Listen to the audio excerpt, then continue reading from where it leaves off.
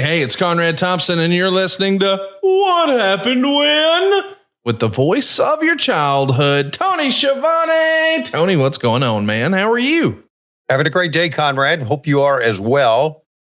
Exciting time in pro wrestling, and exciting time to be able to watch Lucha Underground. You know, I saw some Lucha Underground before I started back in wrestling. I was really impressed with it. I thought the production was very, very good, and so I'm pretty excited to be able to sit down and watch a program with you. I'm excited too. You heard Tony say we are going to be watching an episode of Lucha Underground. This went down, I believe, back in 2015, August 5th, 2015. So nearly 10 years ago. And it's interesting to think, with the benefit of hindsight, how ahead of its time Lucha Underground may have actually been. Right. I think if this came around today, it might have had a bigger chance at success, but timing is everything in business, and we appreciate you guys spending some time with us today. I have never actually seen an entire episode of Lucha Underground. I've seen some clips, and I may have seen like a teaser that was an extended trailer or something once upon a time. I've certainly seen highlights, but I can't say that I've spent a lot of time watching the actual episodes. So I'm pretty excited to see this. I know this is something that was done in part with Conan and Dorian from AAA. And you've got a lot of future stars on this show, from what I understand, and some names we're familiar with, like Alberto Del Rio and Johnny Dynamite, or whatever, Johnny Rampage, or whatever we call him. Vampiro's Johnny on this. TV. There you go. Yeah. Ray Fenix is on this. I mean, there's a lot of names that we're familiar with. I think Ricochet was even on these back in the day. So we'll see what happens. But we're going to be watching it with you live here on YouTube. So you don't have to go find the video somewhere else. Somehow, some way, we're able to play this one. So we're going to play this one, and you'll watch along with us. But before we get back into the episode, Tony, I wanted to ask, what's going on? What's shaking, Bacon? Did you take a big victory lap last week? It's big news. AEW came out and announced last week during the 5-year anniversary, the big news. AEW is here to stay. They've renewed their deal with Warner Brothers Discovery, a new 3-year deal. Pretty exciting times for AEW right now, is it not? It's a great time. It's a great time for pro wrestling to be able to say that another promotion has a big time clearance. Looks like we're going to be on Collision and, or we're going to be on TNT and TBS for, I guess, I'm not sure. I don't know if you've read it or not. I heard 4 years and I've heard 5. I'm not sure, but we're also going to be on Max, which will be the home of our pay-per-views now. And I guess it looks like we're going to end up putting our library on Max too, which is, it's great news. So yeah, it's great news. A lot of hard work went into that. I understand. We've got a lot of great people in the front office. We've got a pretty good front office right now, and it's expanded. We got good people in place, and I'm very happy to be with them. We are too, Tony. It's so great that you're back in wrestling, and it's so great that AEW got renewed. I heard that it was a 3-year deal with a 4-year option, but maybe it is 4 with a 5-year. I mean, hell, you work there. You would know better than me. But no, I wouldn't know better because I just don't know. They kept saying, well, we're close. We're close on a deal. And I would say, like, what do you mean close on a deal? We're just close on a deal. Now, that's not Tony talking. That's some other people in the front office. Because sometimes it's hard to get in touch with Tony when you're not at TV. And when he's at TV, he just wants to talk about doing TV.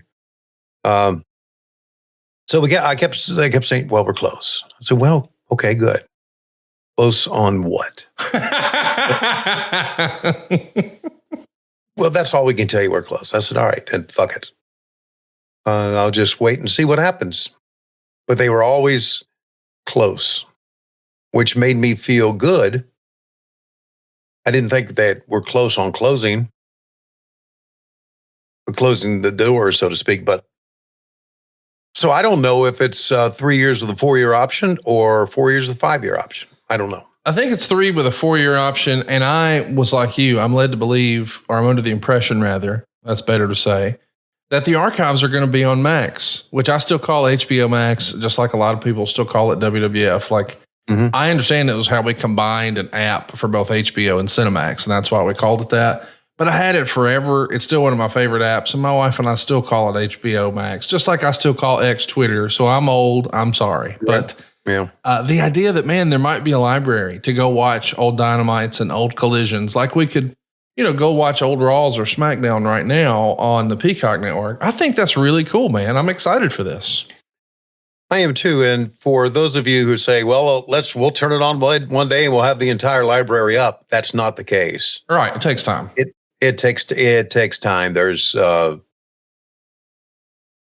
don't know, processing you got to do and different things. And so it's, you got to have the manpower really to put the library up. And I'm not so sure we have that manpower in place right now. It sounds like something that you might outsource. I mean, I don't have any inside information, but it does feel like you could just give the hard drives, if you will, or the download links to someone, and they could go in. Because I would imagine what they have to do, Tony, is they have to scrub out all the old ads, all the old lower thirds and things like that for promotions or what have you, and just get it ready to become an evergreen product, if that makes sense. So we've talked to some folks at adfreeshows.com who helped put together the WWE Network more than 10 years ago. And we spent a lot of time talking about what a labor intensive opportunity that was. So I've got my fingers crossed for it, but I do want to ask you, and again, I get that you don't know, but I do want to ask, do you think that there is a chance that when we're watching the stream, because what I believe the case is, you don't have to watch TBS and TNT. Now you'll be able to watch the shows on Max as they're happening, be stream them live. If you're doing that, is that going to be like the fight feed where there's no commercials and we get to hang on during the breaks, or will there be commercials on Max? Do you know? Don't know. Yeah, I'm fascinated by that. Yeah, I hope there is commercials because we say a lot of silly shit on there. I hope there's not, because you say a lot of silly shit on there, and I want to be able to be a part of that. Yeah. Who knows? Sometimes we get too silly, I think, but we still have a lot of fun doing it. And with that in mind, we're going to be doing, as we are taping this, we've not yet done Dynamite for this week, but as it airs, Dynamite happened last night on what was called Title Tuesday. Oh, that's right. Yeah. And so we got a lot going on. We got a pay-per-view coming up this weekend. We'll see. But as far as silly shit is concerned, sometimes that silly shit just kind of melds over into the regular broadcast. And that's when Tony calls us on it. But he pretty much lets everything go on the commercial breaks. You mentioned it. We should definitely plug it. This weekend is Wrestle Dream, and what a show it's going to be. We've got Bryan Danielson taking on Jon Moxley for the AEW World Title. We've got Mariah May taking on the winner from Title Tuesday, which, as you're listening to this, you know who that is. But Tony and I do not. We're recording on a Monday. We'll also see the Young Bucks on a pay-per-view against Private Party for the tag team titles. This is a big opportunity for Private Party. I mean, I hate to stretch like this, but this feels like it might be one of the biggest matches of Private Party's life right here. I'm really glad for Quay and Zay, and I'm really glad because they're two really good kids who've worked hard, and Mark Quinn has had his share of injuries. I think it's going to be pretty spectacular what these kids can do. And you can go back and you can remember the first time they met on TV, our second ever Dynamite, where they upset the Young Bucks in the tag team tournament. So I'm glad they're getting this shot. Of course, the Young Bucks always give you a great match. They always do. So this should be great. We're also going to see a three-way for the International Championship with Will Ospreay, Ricochet, and Takeshita. That's going to be a wild match, I'm sure. We'll get Shibata versus Jack Perry for the AEW TNT Championship. We'll also see Mark Briscoe defend his Ring of Honor World Championship against Chris Jericho. We'll see Atlantis Jr. and Brian Cage in singles action for the ROH World TV title. But maybe the match I'm most interested in is Darby Allin and Brody King. Brody King has been one of the more underrated guilty pleasure favorites of mine in AEW. I'm excited to see him in singles action here. Darby Allin has really become one of the pillars of AEW, a homegrown talent here who's become a superstar. I think every match he has is a can't miss spectacle. And this one, where we get their storied history together, but also this is classic David and Goliath stuff right here, is it not? Oh, it's great. It's again, many people feel that Brody King is a guilty pleasure, and I agree with that. But Darby Allin to me represents everything that a young man should be. Now you look at that and say, wait a minute, paints his face, has tattoos all over, he skateboards. Are you saying that's everything a young man should be? No. I'm saying there's nobody that tries as hard and that puts it all on the line for the promotion than Darby Allin. Darby Allin has the work ethic that I think everybody should have. I'm telling you, Conrad, there is absolutely nobody like him in this business. I've never seen it before in my life.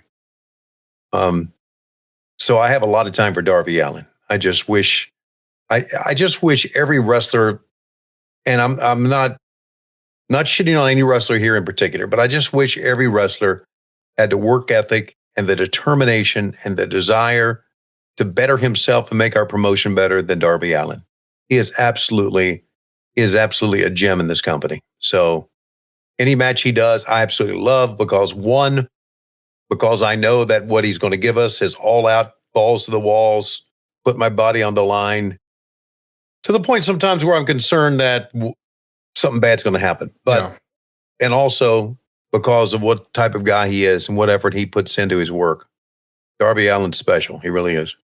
How do you think years ago it sort of became cool to act like you were above wrestling, or you were too cool for it, or it was beneath you, or I don't know. It just feels like there is a generation of guys, or a clique of guys, a section of guys. I don't know. But there was certainly, we would see sentiments that were like, hey, I'm here to make as much money as I can and do as little as I can. Yeah. And I listen, I get that. Like somewhere in the recesses of our mind, we'd all like to say, I want to make as much money possible with as little work as possible. But then when you take a look and you see what a guy like Darby Allin's doing, and it's like, man, he understands the art and the performance and the connection with the fans. He's going to pull out all the stops and give his absolute all, regardless of how much money he's making or what the outcome is or what have you. It's very Mick Foley-like. It's like a love letter to wrestling of sorts, is it not? Yeah, it is. And if you said a word there, click, I think that answered your question.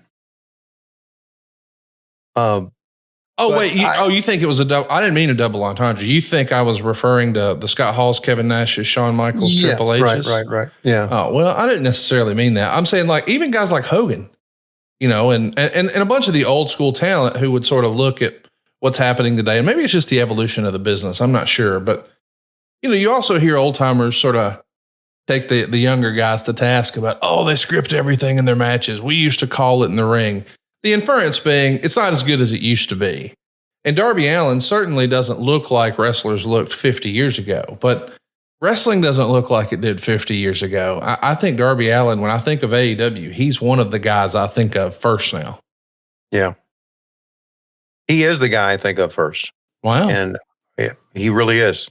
And that's because my relationship with Darby is different than all the people watching on TV. Sure. And Darby is just a wonderful kid.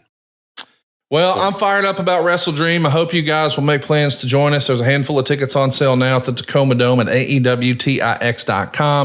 And of course, you can enjoy on pay-per-view. I'm going to be watching on the Triller TV app. That's where I enjoy all of my AEW pay-per-views for now, or they're on Max. I'm probably going to have a little viewing party, and that probably means we might be drinking a little alcohol. And that's why I'm stocking up on Z-Biotics. I'm a big believer in this. It's a game-changing product I use before a night out with drinks. It's called pre-alcohol. Let's face it, after a night with drinks, I just don't bounce back like I used to the next day. You know what I'm talking about. I have to make a choice. I can either have a great night or a great next day.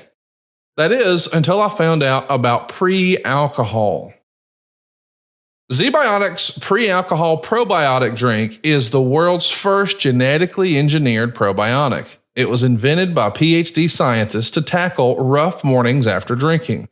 Here's how it works. When you drink, alcohol gets converted into a toxic byproduct in the gut. And it's this byproduct, not dehydration, that's to blame for your rough next day.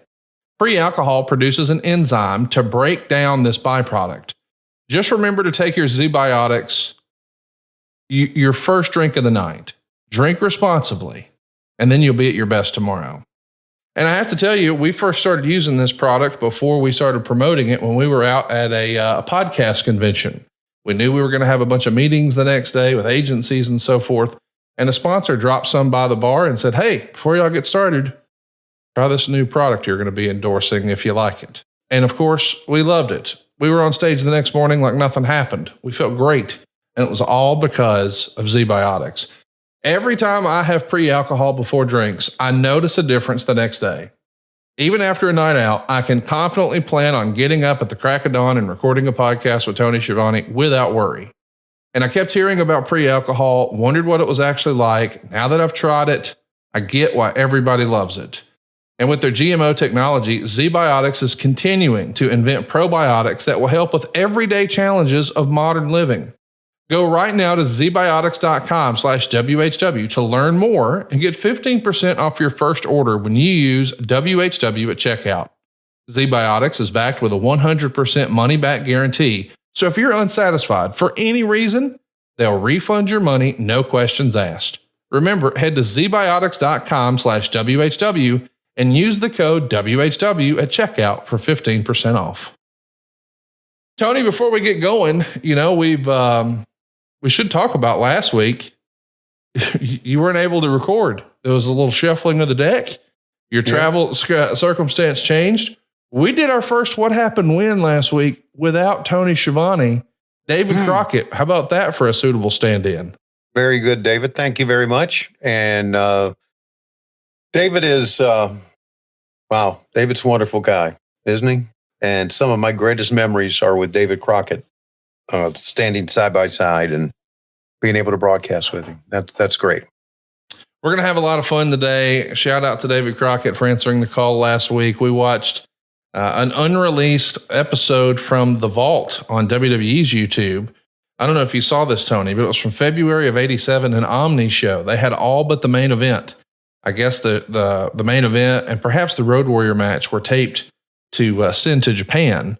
For Japanese television. And of course, we know that we got all but the Flair Wyndham match. Did you see any of that on YouTube yet? I think you dig it. There's no commentary. It's pretty cool. I did not. Was I doing the ring announcing? I don't think so. It's Truck and Tom Miller. Oh, and the Omni? Okay. The story behind that was a lot of times when I didn't want to go down and do the Omni, I would call Tom. Tom said, yeah, I'll go.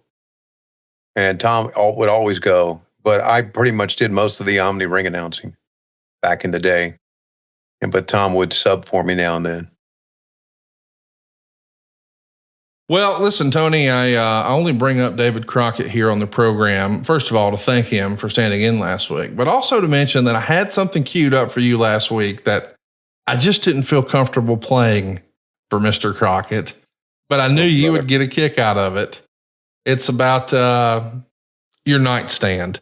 Tony, if I was to go, should I read your home address on the air here or just not do that? You might as well, since you've already done it before, you cocksucker. Okay, let me make sure I got it right. I don't want to. Tony.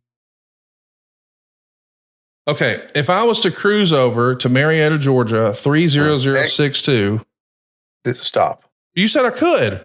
No, you dumbass. So if you ever go to what's your address for your lake house?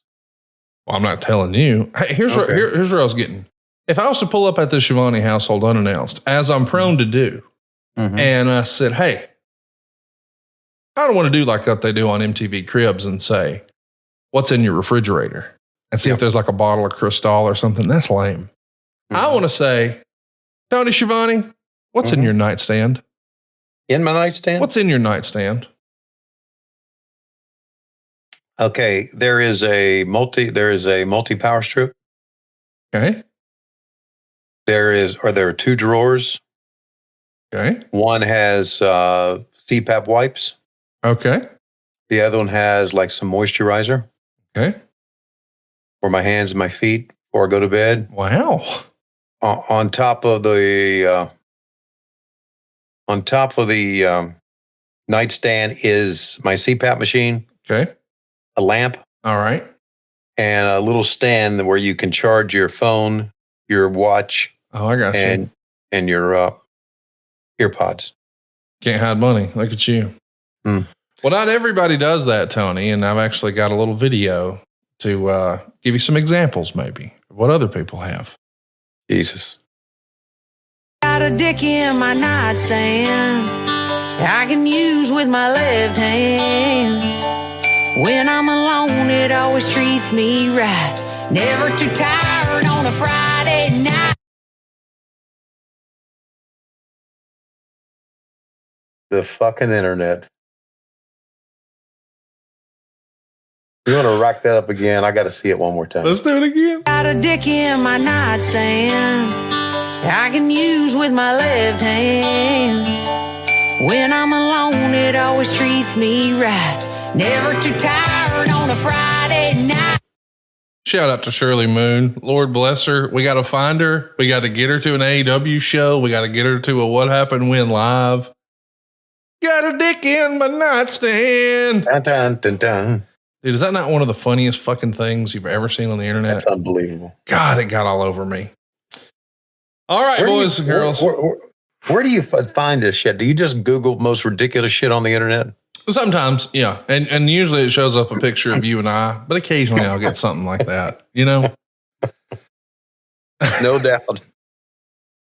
I don't know why that tickled me, but it did. And you know what else tickles me? You know, I lied last week to Mr. Crockett, and I said, Mr. Crockett, before we watch our playbacks, we have a tradition. It's kind of like the national anthem before you have a big live event, before the wrestling show. You know, somebody can have somebody come out and sing the Star Spangled Banner or something.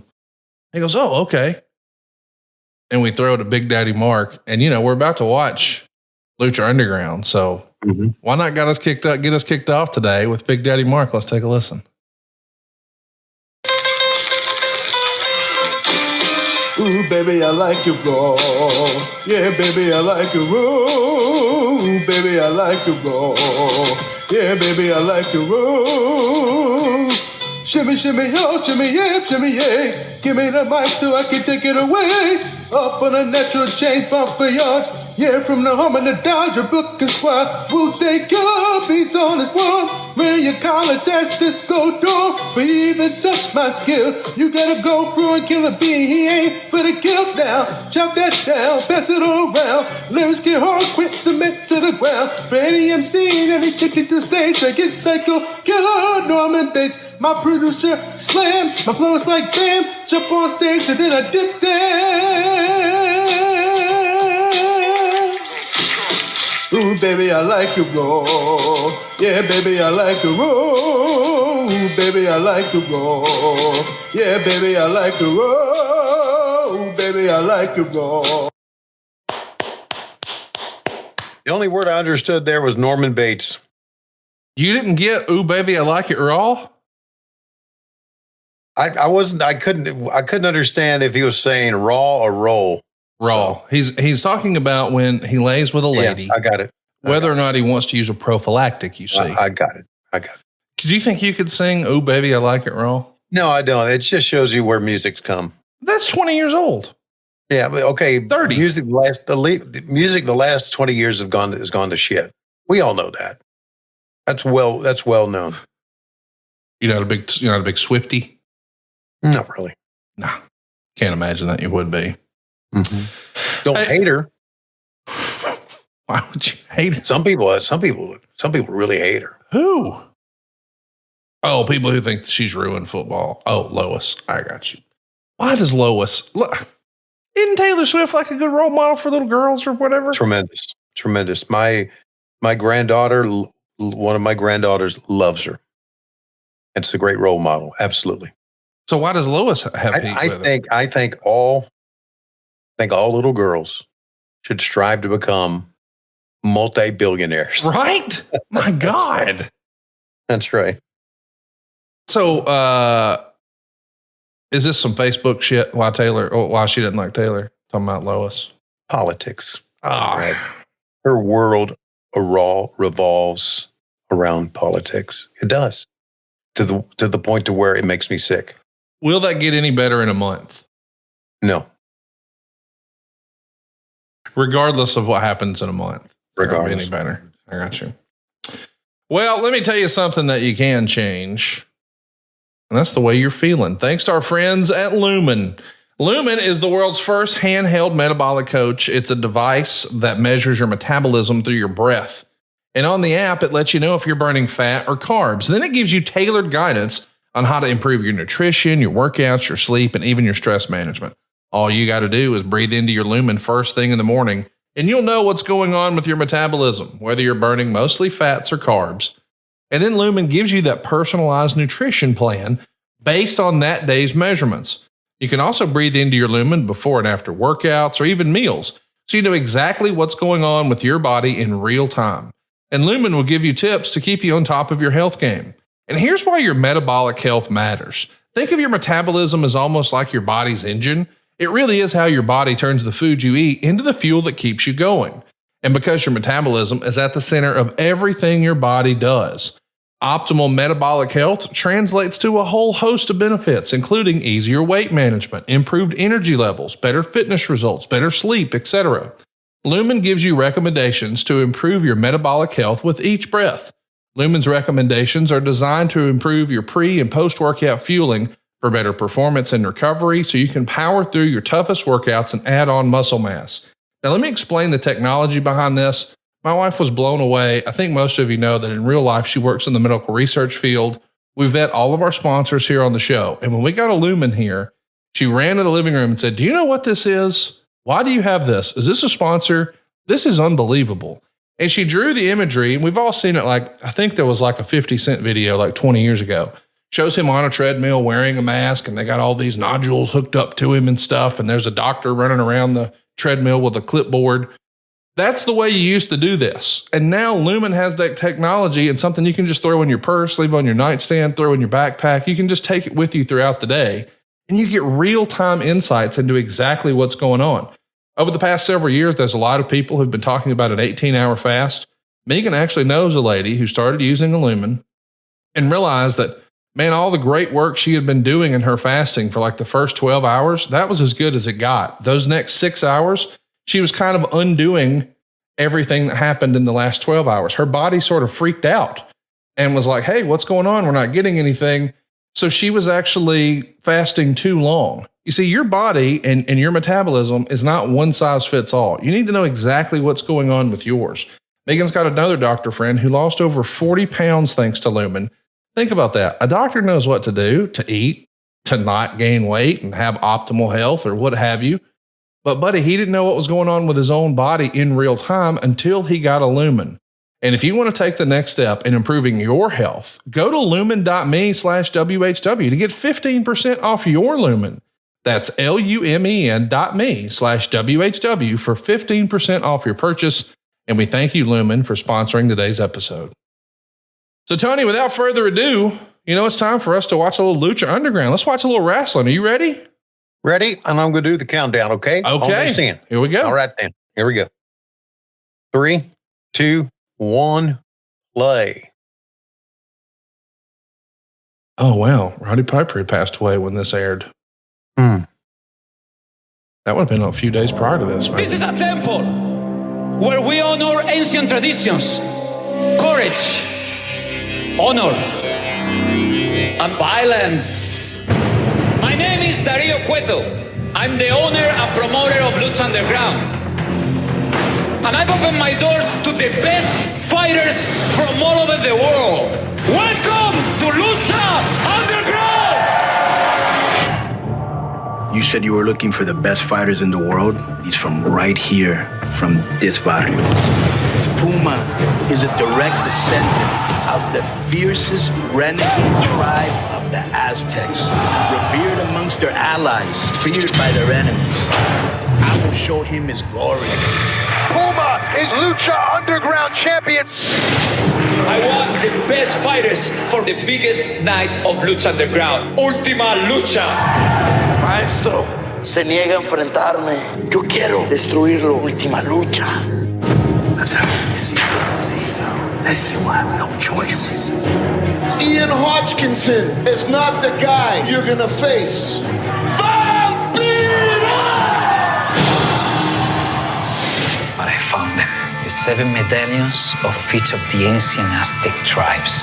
Once united. These 7 ancient Aztec medallions make up the gift of the gods. That may very well lead to immortality. Conan, La Raza, and Mexico, they found out about Blue Demon. They're coming, Vito. Texano now enters the fray. Chavito! Mexico's coming for you right here, perro! Get Texano doing your dirty work for you? Maybe that's because he is Mexico. There is one thing I have always been Mexicano. You are not Mexico. I am Mexico. In the Ultima Lucha, you will fight me. Don't forget, I'm the face of Lucha Underground.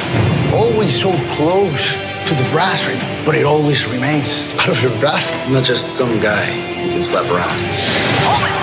They thought we were friends. You put me through that window. It was a wake-up call. At Ultima Lucha, I'm gonna rip your face off! Every man, immortal or immortal, craves power. At Ultima Lucha, these 2 Aztec gladiators are gonna put everything on the line. The animosity, the disciples of death, Conan is here! And it looks like nothing will stand between Neil and the Lucha Underground Championship. I will admit, Matanza hurt a lot of people, but not your parents. That was El Dragón Azteca. He killed your parents. Wow, so a big open here. Man, this is going to be a big show. I appreciate that we got a little video to sort of catch us up and give us some context. And how about there? It says executive producer Mark Burnett, Robert Rodriguez. I mean, this is a big time opportunity. I love the presentation of this. I got to say, it feels a little bit like, remember those ninja movies that were like straight to VHS in the 80s that we used to all go rent as kids? Mm-hmm. It has a vibe like that. Like, what was that?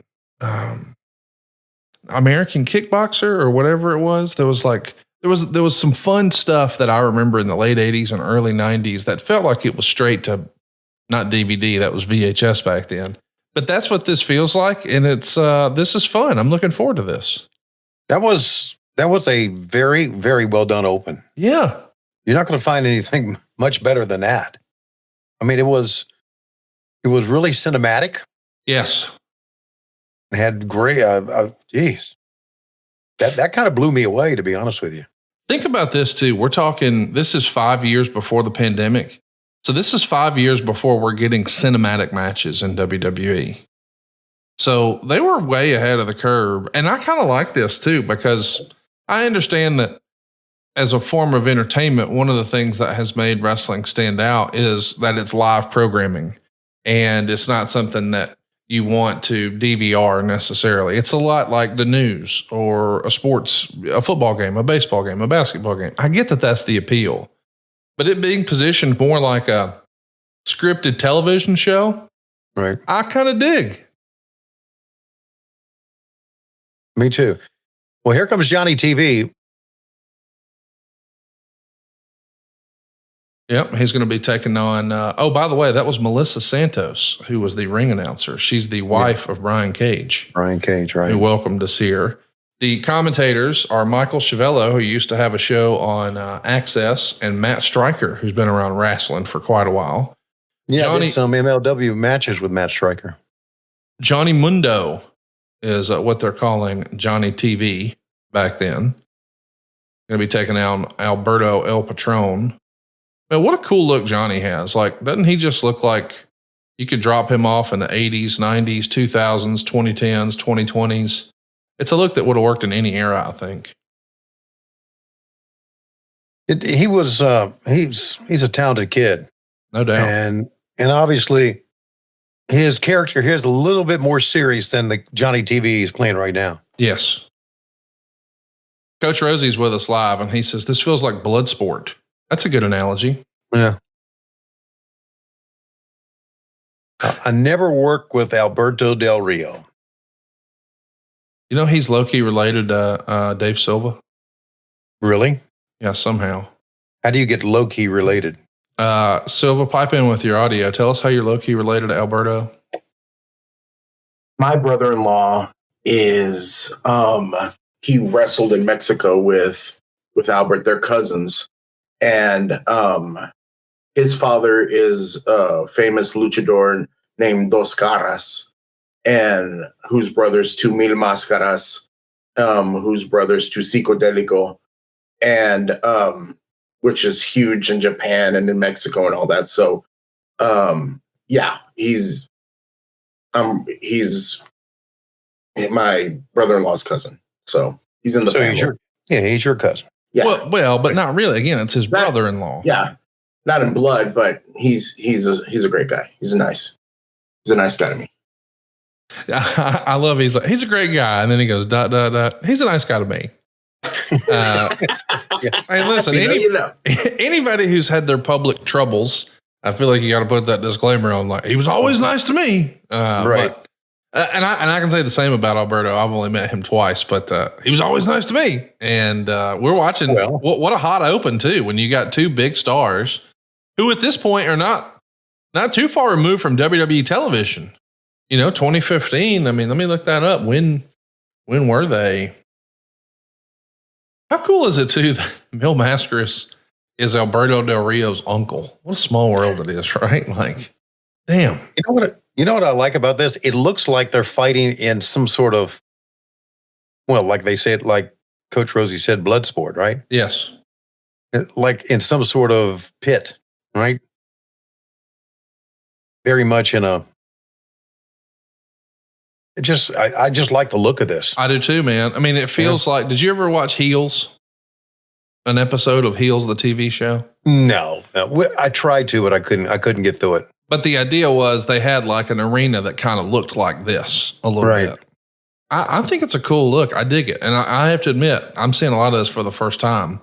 So it looks like Johnny Morrison left WWE and finished up there in 2012.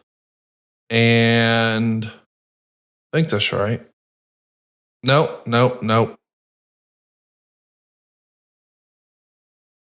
Yeah, end of 2011.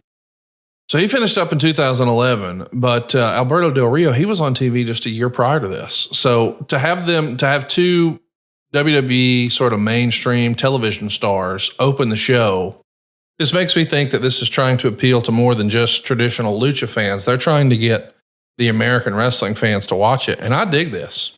Mm-hmm. I like this. Couple of unique things here. First of all, Johnny TV running under the ring and his opponent could not find him, looking for him. And the other one is they've messed up the broadcast desk. The other part is using that like a GoPro or something for the announcers, which we have too, but they put it online. The wide angle shot from the desk. Very cool. Hey, you know what? I've always said, think outside of the box. Yeah, this is that. When you look at a match, not necessarily what you can do to make it different physically or one-on-one or what the talent can do, but what you can do production-wise to do something that we've never seen before. Think about that. So I've always been a proponent of that. I really like the presentation. I have that shot.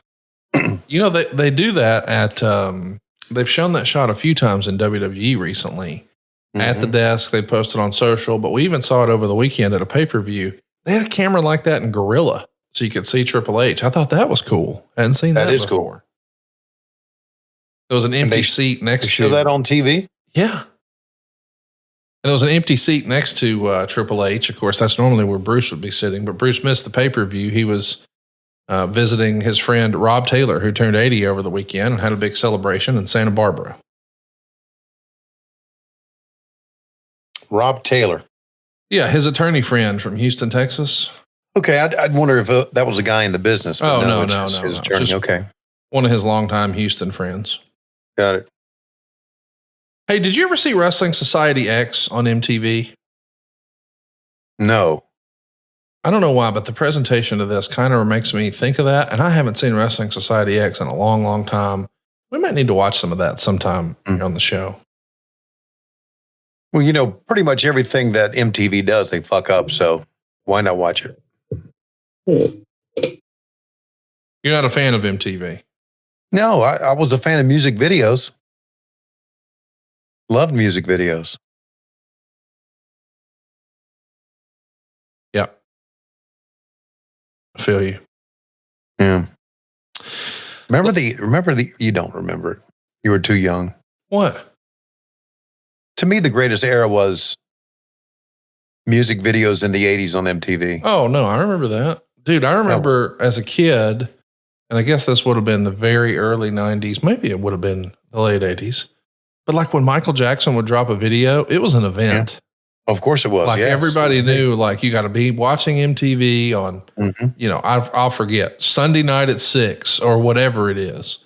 But I remember it being like a whole thing. And we don't really have that in modern days. Like there's not like, hey, be sure to watch so-and-so tonight at such and such time. Because now, everything's online and you can DVR things and, I'll see it on social media or somebody will post it to Facebook. But back then, man, you had to be in front of the TV if you were going to see it. I remember MTV had a late night show. I don't even remember the name of it, but I remember watching their late night show and their music videos. I think it was like a countdown, top 10 or something like that, or music videos in the 80s. And I go back now and on YouTube and watch the old, like the Cars. Yep. Their videos, and production wise, they really don't hold up, but they're still wonderful. Yes. I think there's that piece of nostalgia, and that's why this podcast has had success. Like so many people who are with us live here, they remember the way, the old wrestling we're watching made them feel. Yeah. I liked Yo MTV Raps, Headbangers Ball. I mean, they had a bunch of fun remote control, singled out. They had a lot of fun shows. And then, of course, I think one of their biggest hits was TRL. And that probably would have been something your daughter Lori was into. Total Request Live. Oh, yeah. That was back in the heyday of NSYNC and the Backstreet Boys and that. Yep. Yeah. I remember her watching that. I just miss those days. I was talking to Lois about this. By the way, as we're talking about this, these guys are putting some time into this match. Pretty good match so far. Yeah, very good match so far. One thing about Johnny is he always came up with some very innovative type maneuvers and moves and that he worked on. And I don't know if we've seen any of these yet, but like there. Yeah. Like a backstabber off of the ropes. I mean, that's pretty innovative. Anyway, I was talking to Lois about this the other day. I miss the 80s. Oh, I did too, man. And I don't, well, you were a baby. But that's what I'm saying. I'd like to go back and experience the 80s as an adult. I would love to be able to go through the 80s and 90s as an adult and relive all my favorite childhood stuff as an adult. And I know it wouldn't be the same, but. Sure. But I was, and when I talked to Lois about it, she says, well, I was having babies, so I don't know what you're talking about. What? But yeah, she was pregnant all through the 80s. She was. What causes all that? And sometimes I feel bad about her having so many babies during the 80s. Really, I do. Not that we don't love our kids, but that she was pregnant during that time. So was Dave Silva. Silva was pregnant all through the 80s. Really? Yeah. But anyway, I just miss the 80s, miss the music. Lois and I would go to concerts. The movies were awesome. Movies, that's right. Huey Lewis and the News. We went to see them in concert. Went to see the Monkees return in concert. I was into wrestling, still doing baseball, but I was doing wrestling because I love wrestling, and now I was in it. Just Back to the Future movies. Gee whiz. I'm missing, and sometimes, there's something very strong in me that relates to the 80s. And the weird thing is that I grew up in the 70s. So I don't know what it is about the 80s. Aaron Sheen is with us here live and says, do you guys see Del Rio getting another chance with a major company?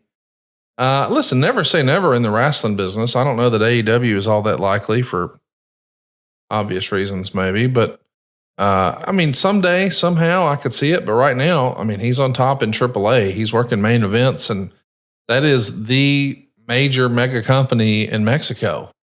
So for them to have an opportunity to have a big star fresh off TV here on Lucha Underground, clearly Dorian thought a lot of him and still does. So I know that a lot of American wrestling fans don't see everything that happens in Mexico or Japan, but AAA is a major company. But I think one day perhaps we could see it in WWE or maybe AEW. What say you? You really think? I don't know. With his past troubles, do you really think that? I don't see him being in AEW, to be honest with you. Well, given recent contract renewals, perhaps not. Right. Just out of respect, and I understand that.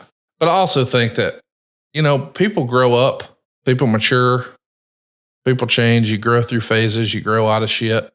People have dark times and challenges and demons and so forth. And man, when they get all that sorted out, I'm a big proponent of let's give people another chance.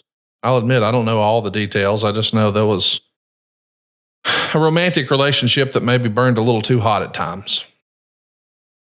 Do you know what prevents people from getting a second chance? Themselves. Well, that too, but even if they do everything the straight and narrow they want to, social media, it does. You're not necessarily saying that. Not necessarily saying they're doing stupid shit on social media, but that fans online might be outraged and clutch their pearls, and we want to avoid controversy, so we just don't give those people the opportunity. Exactly. I got you. Well, that's a shame. That is a shame, and that's one of the horrible things about social media. Ooh, the referee got it. I think that's referee Marty Elias, who used to be in WWE, and he took a good looking super kick right to the mush there.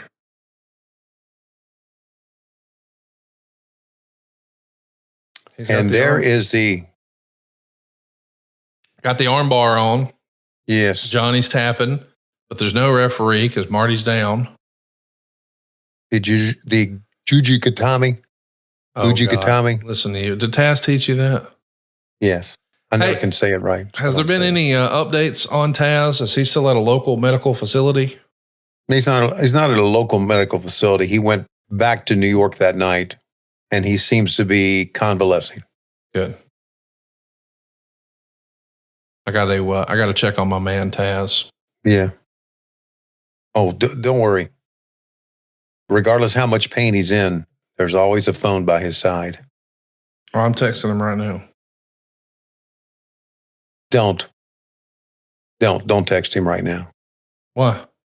Because you won't be able to pay attention to what we're doing because you'll be texting for the next 2 hours. Nah. Okay, this girl comes in. Who's this girl? That's Melina Perez. She's going to run out and grab. That is the AAA championship, the AAA mega championship, like the AAA world title, if you will. Right. They put some time into this match too. Wow. Yeah, they did. By the way, this got 3 3/4 stars in the ratings too. I think that finishing maneuver right there from Johnny TV is the end of the world. The referee makes the pinfall. There you go.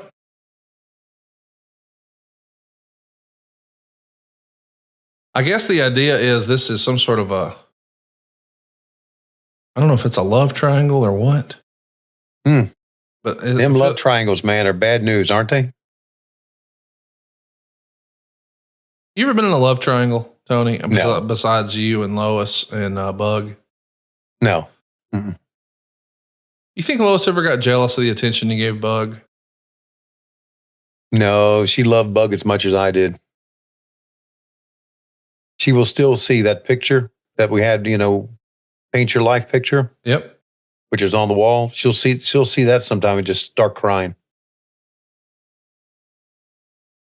He sure did. Oh, there you go. Oh my God. So Melina was his, back when he was a part of a tag team with Joey Mercury in WWE, she was their manager.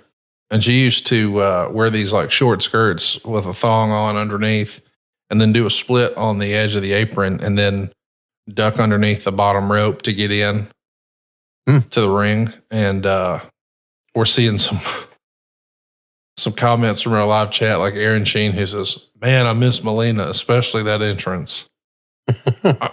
Man, are we guys just fucking predictable or what? I mean, here where is that again where I can watch it?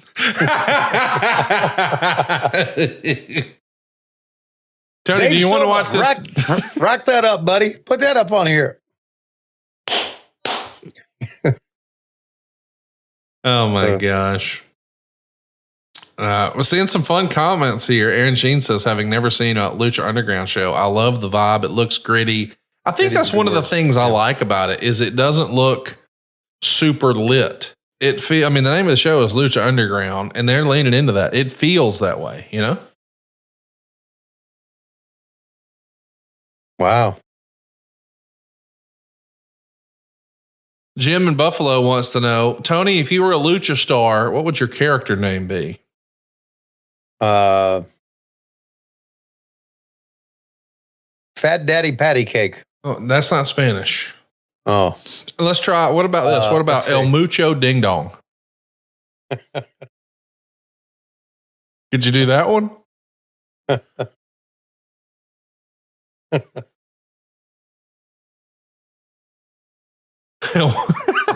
We've lost Tony. Tony's down. El Mucho Ding Dong. What made that great was you said it seriously. So serious. How about El Mucho Ding Dong? By the way, if you'd like an El Mucho Ding Dong, be sure to go to bluechew.com and use promo code WHW. Get your ding dong real hard. They didn't have an ad, but we can't be talking about ding dong here on the show and may not remind you.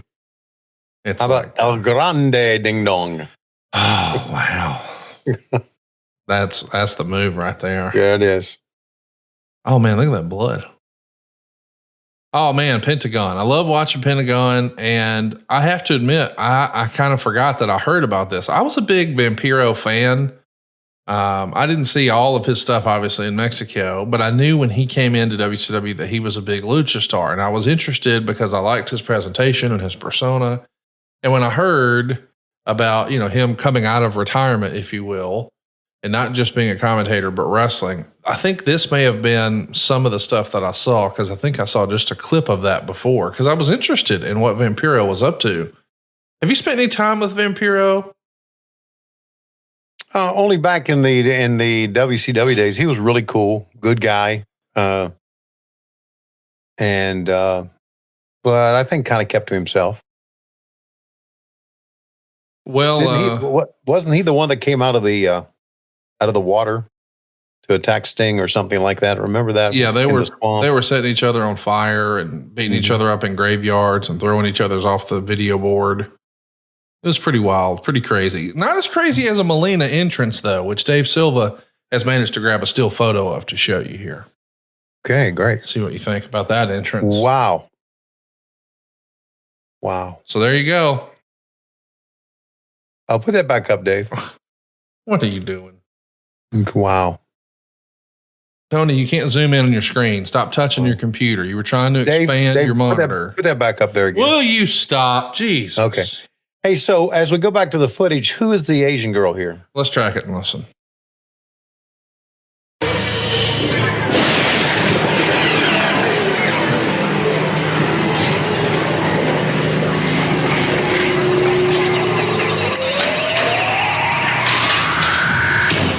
think her name is Lotus. Come with me. No, I got what I wanted. The other wrestler under the mask was named Do you Azteca. realize what you've just done? You just started a war, and the only one who can protect you now is Dario Cueto. Come.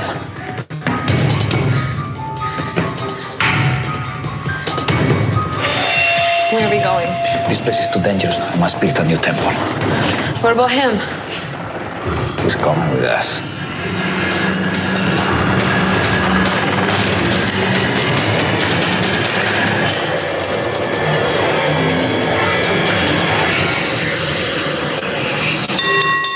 You know, I kind of like that this is produced and presented in a little bit of a tongue-in-cheek way. Yes, it's theatrical, right? Yes.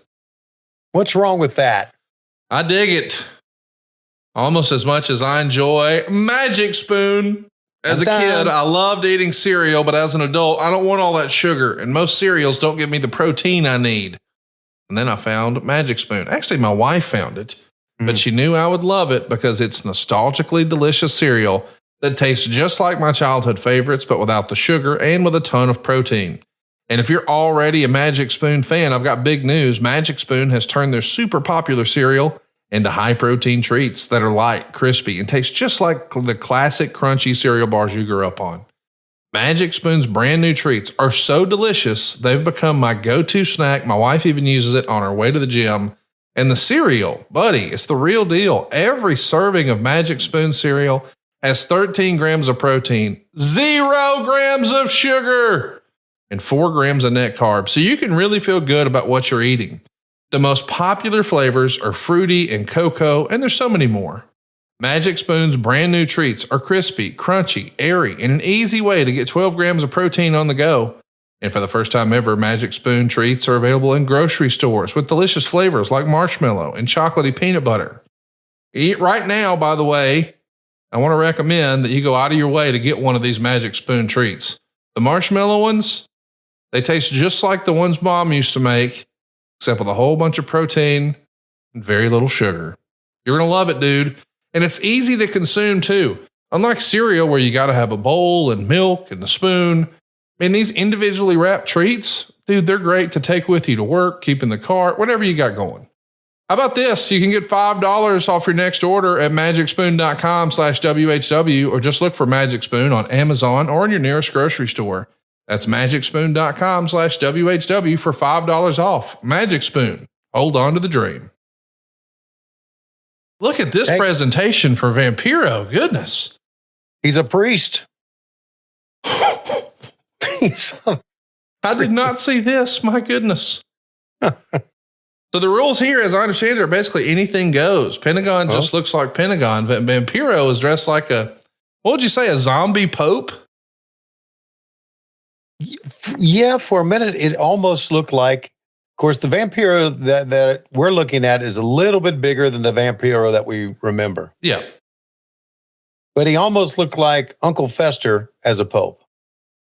I mean, in the robe, it reminded me of like a Purple Haze type presentation a little bit. Like that presentation of him looking like that, man, if he had Kevin Sullivan as a mouthpiece, that would make sense, wouldn't it?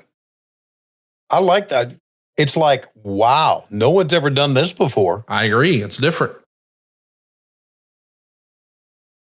It's so theatrical.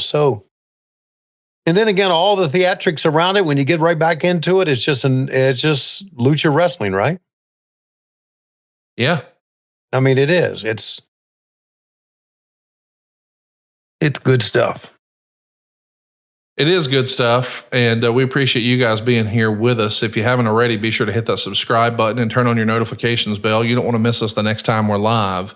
By the way, our YouTube is your home for all things Tony Schiavone. That's WHWMonday.com, WHWMonday.com. Bad Money Slim is with us here this morning, and he says, if you're unaware of what Lucha Underground is, think CMLL meets Telemundo soap opera. It's a pretty good way to describe this, I think. Yeah, it is. That's a very good way to describe it because, again, it's theatrical and it kind of looks like one of those Telemundo soap operas. Aaron wants to know. By the way, have the most beautiful women in the world on them. I don't know about that. Not a lot of blonde-haired ladies running around there. Yeah. Hey, before we go any further, Oh, let's zoom in. Let's get a one shot on that. Let's get a tight shot. Look, what's going on right here? Are you shaving your armpits?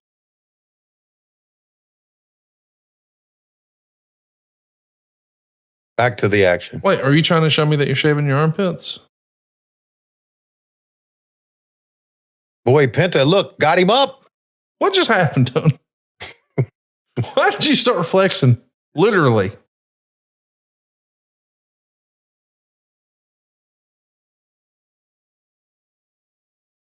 Little private party action here.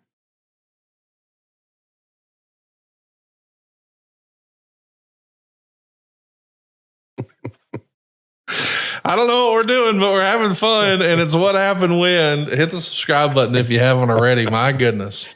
Man, they are all over the place. Ian Hodgkinson, or I guess he's called Vampiro here, is getting waylaid with a couple of steel chairs. And the referee's throwing up the X like he's really hurt for Vampiro. Is that Rick Knox? Is it? Yep. How about that? How about that? You never know who's going to be on one of these shows, do you? No. I mean, so far, you know, Alberto Del Rio has not been in AEW, but Johnny TV has, Pentagon has, the referee has. There's seeds of AEW here way back when. Yeah, of course. Oh, threw up the X. Oh, yeah, we're going to take him off. Go into a commercial. Stretcher's here, but guess what, boys and girls? It ain't over. No. Aaron Sheen says, do you see someone trying a Lucha Underground today, and would it be more successful? I don't think that there's going to be, I could be wrong, but I don't think there's another company out there who's going to try something like this anytime soon.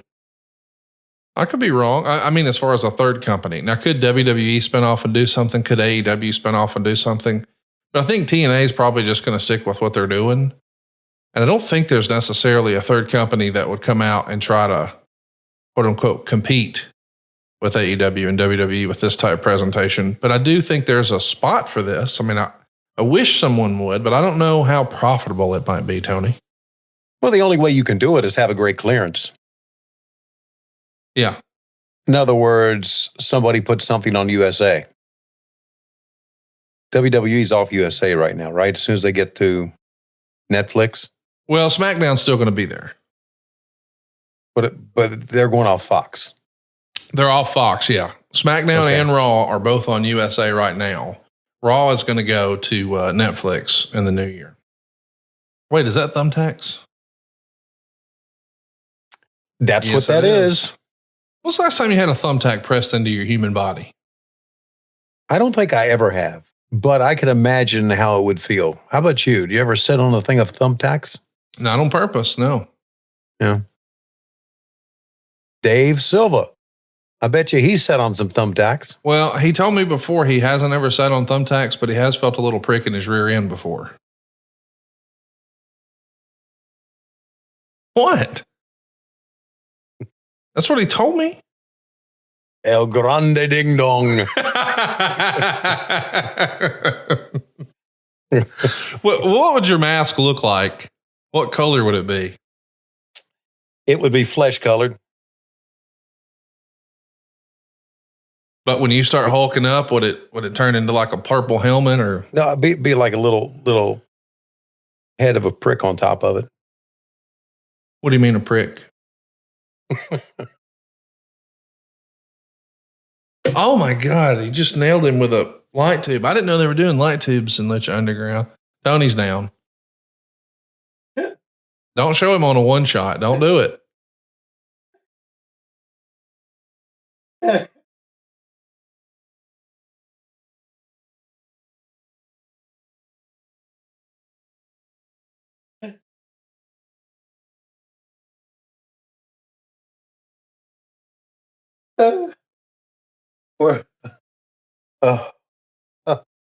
Vampiro's bleeding.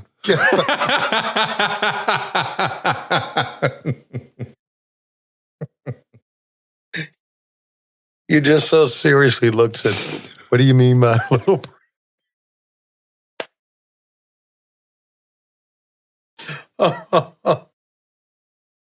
That'd be my tag team partner, Little Prick. He's your manager. It's Bill Dundee.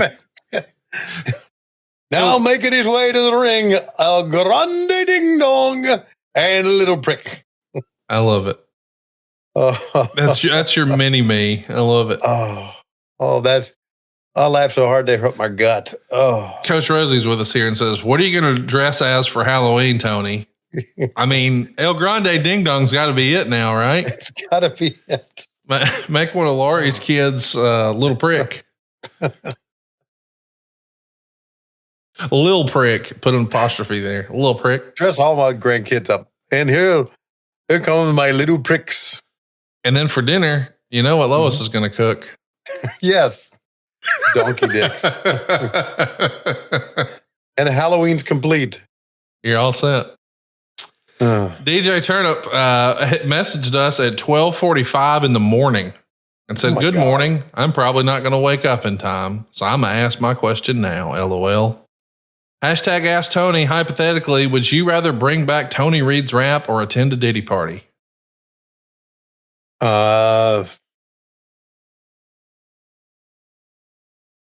Did you see that light tube? Dude, they're doing crazy shit with light tubes here. We're talking over a spectacle of hardcore. Yeah, DJ Turnup is the sole survivor of wanting Pentagon's. Oh, the mask is coming loose. How about that? Of Tony Reed's rap. So I'm not going to answer that question. No, you're not. He's not the sole survivor. I get tagged in it all the time. People want to hear Tony Reed's rap. I want to hear Tony Reed's rap. Oh, yeah, go lick his own blood. That's a little gross. Well, he is a vampire. Yeah, and a zombie pope. Mm-hmm. Man, I'm going to be honest. Of all the silly shit that happens in wrestling, getting hit by a light tube is probably like the number one thing I would say. No, I don't want to do that. Or get thumbtacks in your ass. I think I'd rather have thumbtacks in my ass than be hit with a light tube. No, you're right. Light tube, God. It's unpredictable. Yeah, it's unpredictable for not only you, but for the fans. That is so dangerous.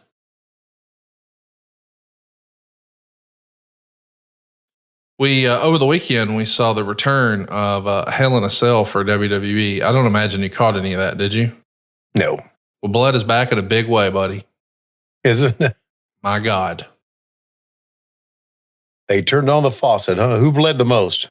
Drew McIntyre. A lot. Really? 16 staples on the top of his head. Oh, my God. You mean afterwards or during the match?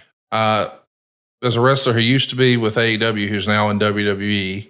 And he picked up a toolbox and slung it over his head as he was standing on the floor. And Drew McIntyre was laying down. And then, bam, in it came. And he was pouring blood. And then after the match in the backstage area, 1, 2, 3, all the way to 16 staples, which might be a record in WWE. Wow. Well, who slung the toolbox? CM Punk.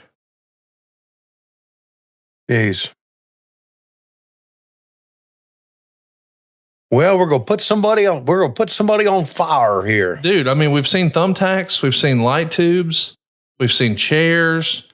Now we've got a little table here, and he's got lighter fluid in his hand. This is going to be a spectacle. It's only the second match. How many matches are there here? Just 4? Yeah, I'm not sure. Looks like 5 matches. Hey, let's listen to the audio here as he's going to light this table up. Okay.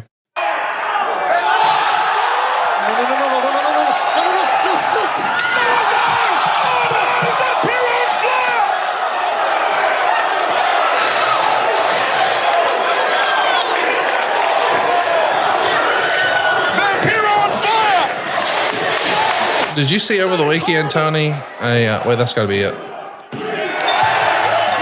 Pentagon wins. He beats Vampiro. All he had to do was hit him with chairs, put him through some thumbtacks, hit him with light tubes, and then set a table on fire and put him through it. And ta-da! Pentagon's the winner. That was brutal. Wow. We talked about how light tubes are unpredictable. So is fire. I don't know if you saw over the weekend. There were two pretty horrific looking moments in independent wrestling. There was a guy who had what looked like a piece of a table. Perhaps it was a piece of a door. It was propped up over his face in the corner. Another guy ran at him full speed in the corner, jumped into the table, squished him underneath. But as I understand, a piece of the wood from whatever it was, the board, the table, the door, whatever, went right into the dude's neck. Oh my God. And he pulled it out and started freaking out. And then the clip cut off.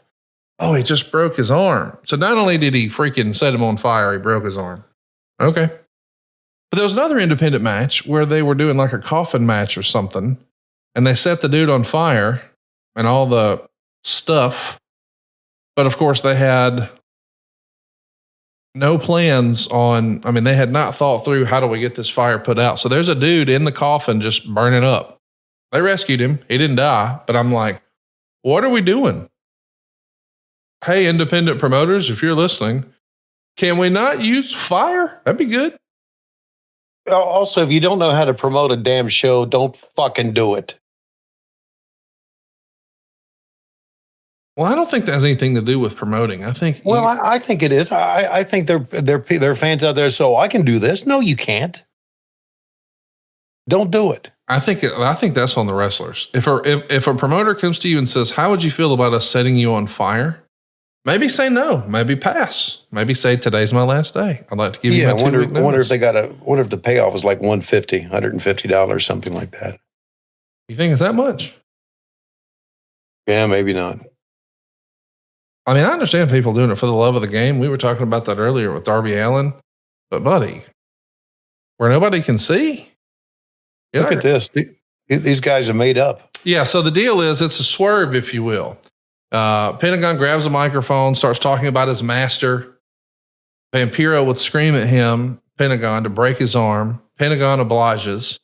And Pentagon then says his master told him what to do, and he did what he promised, and he asked his master to reveal himself. And then Vampiro says, it was me. Mm-hmm. So this whole time, Vampiro was getting Pentagon ready. I'm not exactly sure what he was getting him ready for, but hey, look at this belt. What do you think of this? The Gift to the Gods Championship. It's a 7-plater, like rectangles with little coins in the middle. It's a cool look. I dig it. It's unique. Yes, it's different. Yeah, it's different. We've got Fenix here. We've got Aerostar, who's still in AAA. We've got Sexy Star, and you may remember her from being now infamous, I guess, for shooting on Rosemary at Triple Mania, and she's somewhat been blackballed. That's Jack Evans, who we've seen in AEW, who just flew over the top rope. We've got Bengala, which is Ricky Marvin, and we've got King Cuerno. Probably said that wrong. That's Santo Escobar in WWE now. Then you've got Big Rick, which is Ezekiel Jackson from American Wrestling. So tell me the story about this girl who got blackballed. So there was a match at Triple Mania, sort of like the Lucha, the AAA version of WrestleMania. Mm-hmm. And she was wrestling a girl named Rosemary, and Sexy Star had her in an armbar, but a real one, and kept going. Like, not like I'm going to put an armbar on, but we're cooperating, we're putting on a show. But no, I'm going to break your arm for real. I'm going to take some liberties here. And Jeff Jarrett was in his darker days. This is unfortunately the show where he had been drinking. His drinking had gotten a hold of him. And of course, now we know he's on his sober walk and has been sober ever since. But this was sort of the pinnacle of him in his dark days. But he saw that, and he looked at Bobby Lashley, I believe, who was there, and said, "Hey, Bobby." Of course, Jeff saying, "I'm just an old wrestler." You know how Jeff is. Mm-hmm. But Bobby, who had done MMA, "Is that for real?" And Bobby's like, "Yeah, man, no way to work that." And Jeff flipped out and showed his whole ass backstage about them not doing anything. Like, how is this allowed to happen? This is a breach of trust. This shouldn't happen. And I guess he was so over the top with it. And granted, maybe he felt justified at the time, and given the circumstances, I can't necessarily say he was wrong.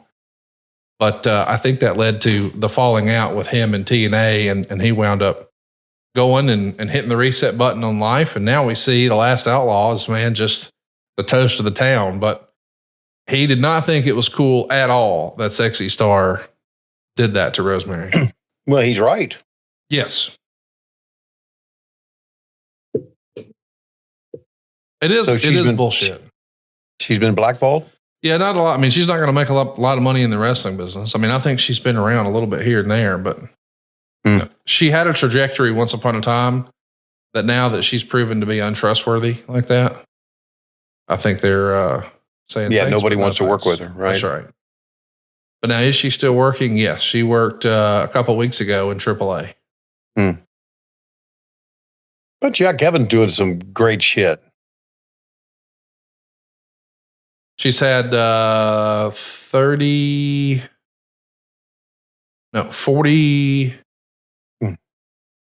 I'll get it. 48 matches this year. I guess men and women can compete against each other in AAA, right? Yeah. Well, this isn't AAA. This is Lucha Underground, but yeah. AAA. I mean, just Lucha Libre. Are you familiar with the phrase exoticos? No. So they would have men dress up like women and wrestle, and they called it exoticos. All right. And I mean, that's been a part of Lucha Libre forever as one of the attractions. And of course, these days, they still have exoticos. I don't think they have as many as maybe they once did, but there's certainly a major influence in AAA on with women now. I mean, there's a lot more women in AAA than there used to be. I think I've told you. I think I've told you this. I really want to go to Arena Mexico. Oh yeah, we got to go one day. I went once and it was fantastic. Yeah, I'd love to see that. What might be cool, dude, is next year, if we could figure out how to do it, they're going to do a Triple Mania in Mexico City. They always do 3. And so we could probably time a visit where we went to Triple Mania, but the night before we went to Arena Mexico. Then you can sort of see both. You see the AAA version of WrestleMania, and you see a CMLL show in Arena Mexico. Where are they going to hold Triple Mania in Mexico? They always do 3. Usually it's like Guadalajara, and I forget where the other one is, but the last one is usually in Mexico City. The last of the 3 Triple Manias. And Mexico City is also where Arena Mexico is. Right, I know that, but where were they in Mexico City where they hold Triple Mania? Like a real arena, like where Britney Spears would do a concert, where Taylor Swift would do a concert. Right. CMLL, they own a lot of their buildings. They're really a real estate company. Like they own malls and movie theaters and all that. And a lot of their traffic that they get in Mexico City at Arena Mexico is tourism. Right. Like when I used to go to Puerto Rico all the time, there was a time where, I'd go to Puerto Rico 4 or 5 times a year. I had a favorite hotel and resort down there, and it was just an easy flight, and that was my go-to. But there was like a little cockfight stadium on your way to the resort. And it's like, what is that? And they're like, oh, cockfights. Do you want to go? And I go, what? I didn't think that was a thing anymore, but it is. I hate to act ignorant, but I'm going to, because I'm just an old redneck. Is it safe to go to Puerto Rico? I mean, I haven't been in a long time, but when I was there, yeah, I mean, it's America. Well, yeah. And in fairness, listen, this is going to sound like an asshole, and I don't mean for it to. But I just stay at the property. Like, I'm going to go to this resort on the beach, and I'm going to eat at those restaurants. I mean, I have ventured out and eaten at a restaurant here or there, but I'm not doing a bunch of exploring. I'm going to hang out at the hotel, hang out at the beach, hang out at the hotel pool. They usually, the one I stay at has a casino, couple cool restaurants. It's like, I got everything I need right here. Now, would we venture out and go to a fancy restaurant we'd heard about? Sure. Did I hit up the Palm down there? Sure. But like, I'm not going to see like street vendors and looking at little shops and trying to get a taxi somewhere. I'm not doing any of that. Got it.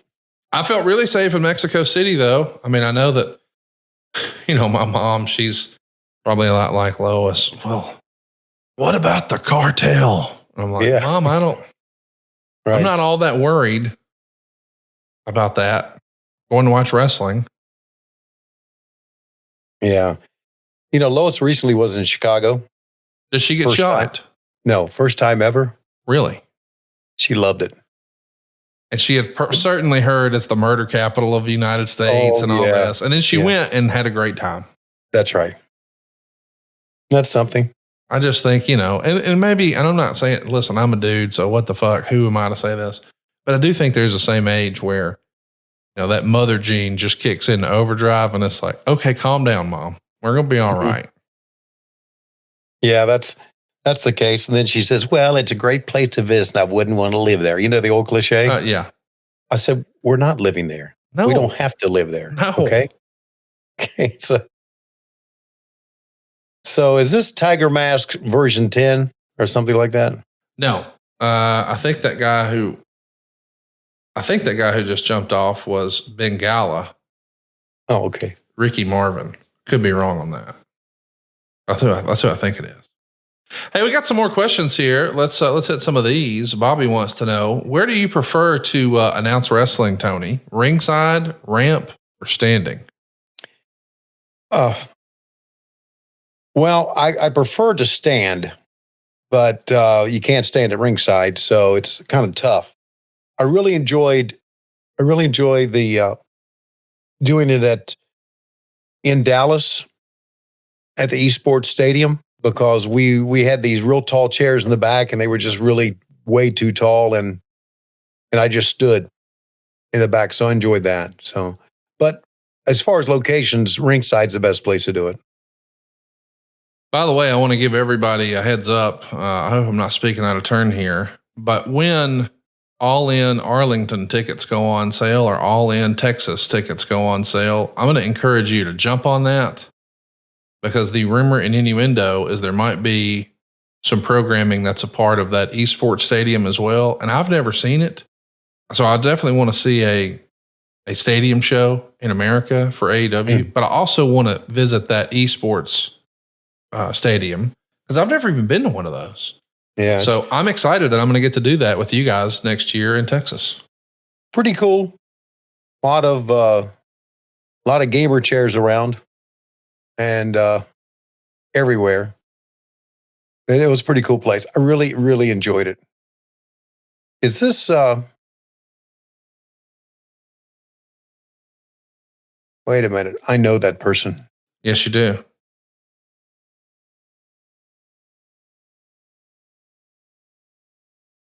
It's Daivari. It's Sean Daivari. He's the brother of the Daivari that you have in AEW. Varia Daivari? Yes. But you used to see him in WWE. Okay.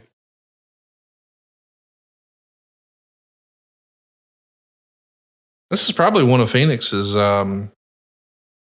first big national opportunities on television too. I mean, I think this is before he was in TNA and before he was in MLW, and certainly before he was in AEW. Man, Jack Evans is a guy that I just thought for sure was going to be a big star when I first saw him back in 2004. And I was so excited to see him be a part of AEW. I know he's no longer there now, and he's taking a lot of blame for that on social media. Like he's saying, hey, it's my fault that I didn't have more success there. But man, he could do things physically that you just had never seen before, especially back in 2004. Yeah, I mentioned it earlier. Some of the things that he did, he was just a spectacular athlete. Yes. He really made a career for himself in Mexico too, which I think is super cool that he was able to, hey, WWE and WCW and Ring of Honor, and you had all these American companies, and he just didn't have a lot of opportunity in any of those. And I know that Court Bauer was high on him in MLW, and I saw him for a bit in Ring of Honor, and I think unfortunately he probably got a little bit of the baggage that came from being associated with Teddy Hart, and maybe that wasn't all fair. But from what I understand, he had quite the career in Mexico. I'll admit I haven't kept up with Lucha Libre the way I should have maybe, but I was excited that, hey, we're going to see this guy in a big way in AEW, and it just didn't work out. Oh, man. What a deal. That's got to be it. Rey Fenix is your winner. He's going to capture the Gift of the Gods Championship. That was a pretty slick looking finish right there, dude. That was slick, and I not only like the belt, but I like the term Gift of the Gods Champion. Yeah. It's a cool looking belt, too. It's different. Yeah. I tell you what, though, after all that action that we just saw, I mean, 7 wrestlers flying around like that. And then before that, thumbtacks and light tubes and tables and fire. I wish back then I was hanging around and I could be in the back saying, hey, man, you want to try some of this amazing kind? Why don't you put a couple of drops underneath your tongue? Hey, is that shoulder right there hurting? Why don't you rub this topical right there? AmazingKind.com with the promo code WRESTLE is all you need to get 20% off of these fabulous products that are going to have you feeling a whole heck of a lot better. I'm talking about CBD, CBG, and CBN. Research actually suggests that CBD infused oils and soft gels help support relaxation and a sense of calm. And it also suggests that CBD topicals have potential pain relieving and anti-inflammatory effects for muscles and joints. And boy, has that been the case in my house. My wife absolutely loves Amazing Kind and their CBD topicals. She's used it a lot during her fitness journey, and it's something I've recently started to use. And I can't believe this is real, Tony, because I've made fun of so many people who had back issues, and I thought I had hurt my back. It turns out it was really my sciatic nerve or whatever it is. And man, I just could not get comfortable. I threw on a little Amazing Kind. Bam. I was good to go. I want to recommend that you try the infused oils and the topicals. I'm telling you, it is a game changer. If you're looking for some pain relief, if you're looking to reduce some anti-inflammatory, if you're looking for some muscle recovery, maybe you've just got skin conditions, or maybe even worse, you've got like migraines or some pain management for chronic conditions that you need. Maybe things even like fibromyalgia or neuropathy. TheAmazingKind.com can help. But I know Tony and Lois have really loved the infused oils. The CBN is going to help you fall asleep and stay asleep with reduced nighttime awakenings. So it's not just about laying there and hoping you can fall asleep. It's about not tossing and turning and waking up feeling refreshed. TheAmazingKind.com has done that for me, and it can do it for you. Go right now and get 20% off when you use our promo code WRESTLE. What you'll find at TheAmazingKind.com is this is a plant-based pain relief balm, cream, gel, everything you need for your muscles and joints, and also all of those infused oils we talked about for sleep and mood support. But what I really like about this, maybe most of all, is the founder of this company used to work in the wrestling business. He's one of us, man. He was a producer and editor for the WWE, working on their commercials and marketing. And he started this family-owned business that now has a wide range of all your high-quality topical balms, creams, and gels for your muscles. But man, the infused oils, it's the deal. It's made from all-natural sun-grown hemp. It's infused with nutrient-dense MCT oil. If you'd like to get to feeling a little better, you got some aches and pains, you're having some trouble sleeping, you got some migraines, why not try it and get a good deal at TheAmazingKind.com when you use our promo code WRESTLE. You'll get 20% off. Now, if you've already ordered before, I want to let you know that was not a one-time use code. It will work again for you. And I'm not saying there's 20% off select products. 20% off your entire order at TheAmazingKind.com when you use the promo code WRESTLE. Oh man, we are back at it. It's Texano versus Blue Demon Jr. With the crew, and here comes the crew. I guess you got to beat off the crew too, so to speak. You're going to beat off the crew now? What were you saying? You got to beat them away. That's not what you said.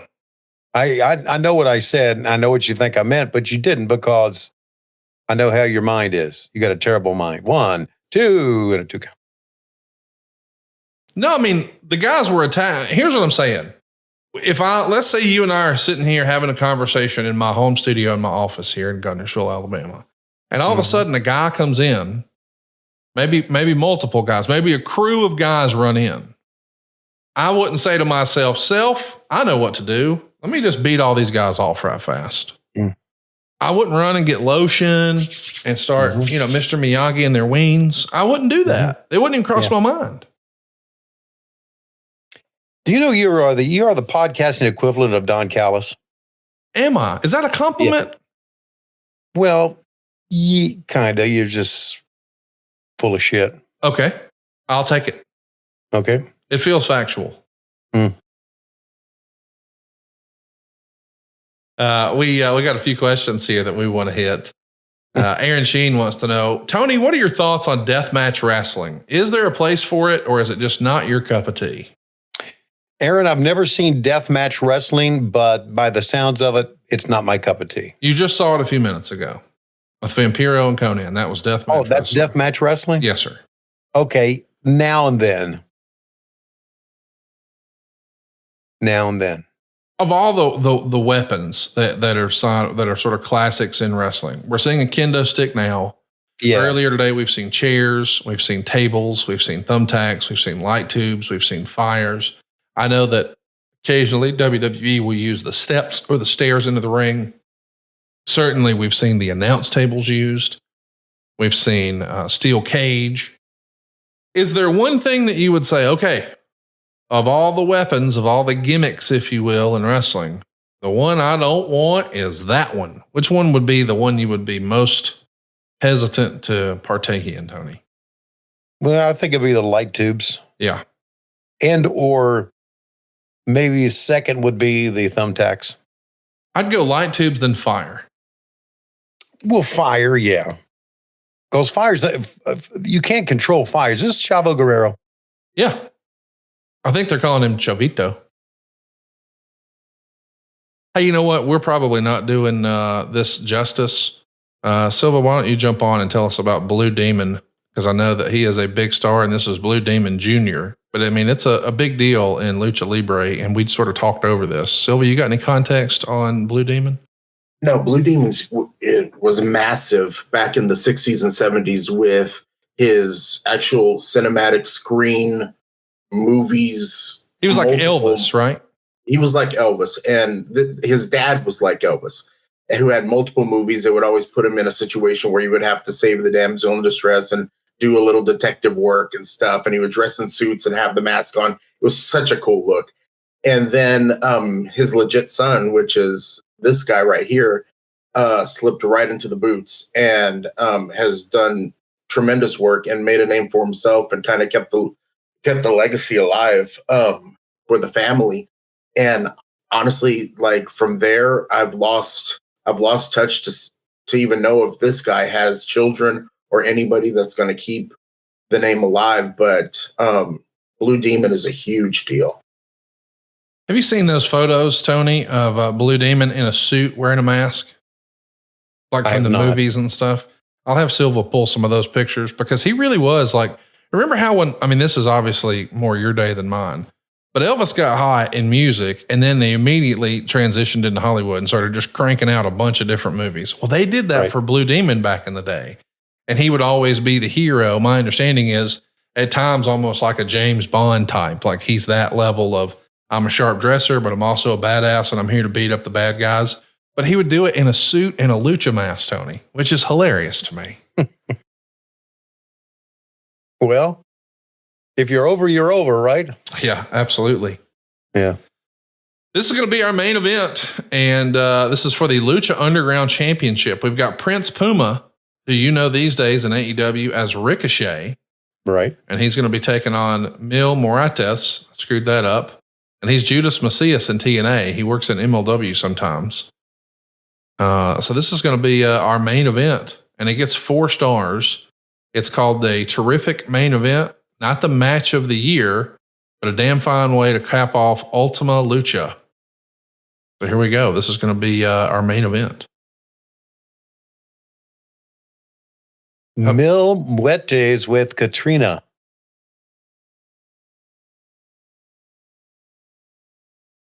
Jim in Buffalo is what I always call him, wants to know, Tony, thumbtacks in the rear or a syringe in the cheek? Thumbtacks in the rear. I ain't going nowhere, syringe, dude. Dude, I'm telling you, when they pulled that out, I was like, man, I don't like getting a shot in the gums at the dentist. I'll be damned if I want to use it in a wrestling match. Another question here. Excluding Halloween, have you ever worn a mask for any occasion? Jim in Buffalo wants to know if you're a low-key freak, I think. No, I've not. Boy, Melissa Santos has some presence here, doesn't she? Yes, she does. She's really kind of over the top, which is obviously what they want her to be, but.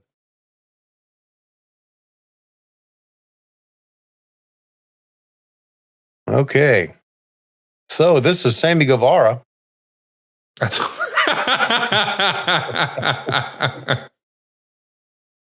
Can I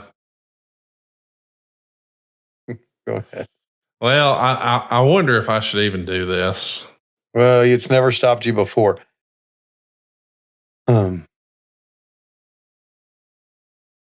Don't do it. Okay. So DJ Turnup is turned up, and DJ, we went over your question earlier. You can forget about Tony Reed's rap. You can kind of position it anyway, and you can try to package it anyway and move it anyway. It ain't happening. End of story. Okay.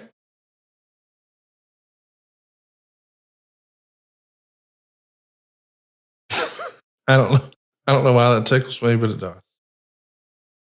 That you're so adamant about Tony Reed's rap. Did you get a talking to? Did somebody tell you to stop doing it? Did you get in trouble in AEW? No, it's just stupid. Everything we do is stupid. Yeah, but this is ultimately stupid. Who's the guy that's playing? Who's the guy that's playing Mil Muerte? Who is that? Because he's a big guy. He's in TNA right now, and occasionally in MLW. He wrestles as Judas Macias in TNA. Okay. But he is a big boy. It's a cool look, too. Yeah, it is. Isn't it weird how Ricochet's abs have abs? Yes, it's kind of Tony needs another one like that. And Bishop Khan, those guys, their abs are like, my God. Let me look up Bishop Khan. Oh, yeah, I know him. Yeah. Yeah, we follow each other on social, and his abs have abs too. Mm-hmm. He looks like a fucking action figure. Yes, he does. Man, it is amazing how much talent you guys have under contract in AEW. Like,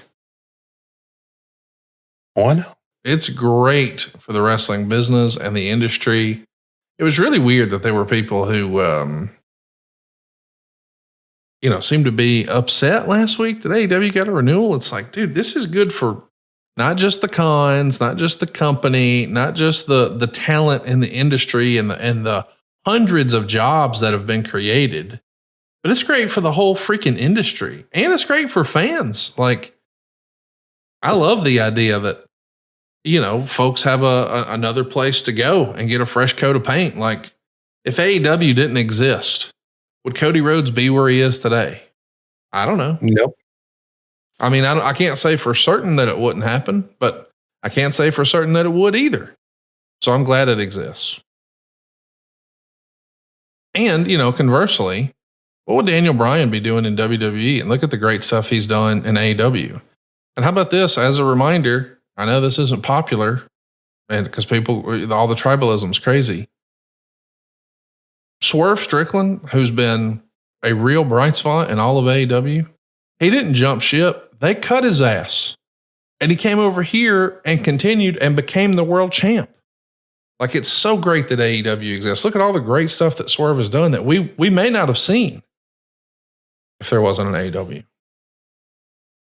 Well, once again, we are just, we are here amplifying idiots in the world. And that is the real downside of social media. It's given idiots a voice. And then again, there's part of them that, well, there are bots out there, I know, but there are people, it would not surprise me. It would not surprise me if people that are tweeting about this using a different name and work in the WWE's front office. Oh, I hope not. I hope not, but it wouldn't surprise me. I hope not. Man, that feels so stupid. It is stupid. Why, if you work for WWE, would you want to make sure there's no place to go if they ever do away with your job? Because you're stupid. That's the only answer. That's the only answer. I know that tribalism exists online and with wrestling fans, and I hate to say this because I know it ruins the illusion. It doesn't exist with the talent. So if they don't care, you shouldn't either. Watch what you like. Who gives a shit? Yeah. Never underestimate the stupidity of people because it's out there and people are stupid. Well, let me show you something that I felt like was stupid for me to bring up, but I can't help it. You told me not to, but I can't help it. We got through it when I first said, hey, that's Melissa Santos, the wife of Brian Cage. Mm-hmm. And we just let it go. And then right before the main event, you said, boy, they're showing her a lot. She's getting a lot of TV time. Yeah. And now I just feel compelled to tell you something that she tweeted once upon a time that I think will make you laugh. I want you to read this headline, Tony. This is a real thing that happened, I don't know, like 6 years ago on social media. Can you read that headline? Oh my God. She really put that on there? She tweeted it. Santos says Brian Cage has a yummy and good looking penis. Fightful. Oh, Fightful. They can come up with the lowest common denominator, can't they? Well, it's not 411 fuck sheet. No, but it's worse. Oh, you're not a Fightful guy? They're the worst. Oh, you don't mean that. Yeah. They're not the worst. Don't do that.